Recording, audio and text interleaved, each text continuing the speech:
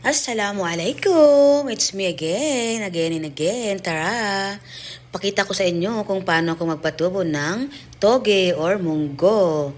First, linisin natin ng maayos ang ating munggo at tanggalin ang mga bulok o yung nabiak. And then, ibabad natin siya ng 12 hours. Then, ito na ang ating first day. Let's check! Ayan ating first day.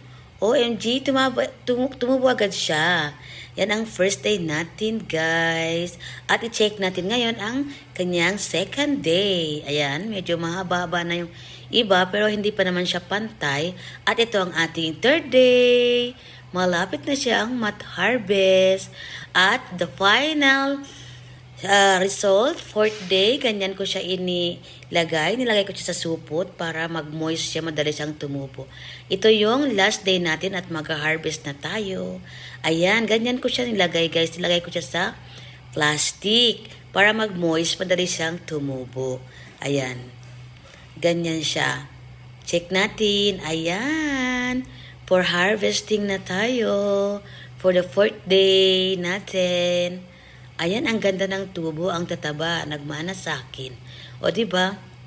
Ayan. At ito ang kanyang gamot. Yung ano niya, stem niya, lumagpas siya sa tray. Kasi inaabot niya, pilit niya inaabot yung tubig. At ayan, nakabenta pa tayo. May ulam pa tayo. 5 SR. It's plastic. Ubus agad yan. Thank you!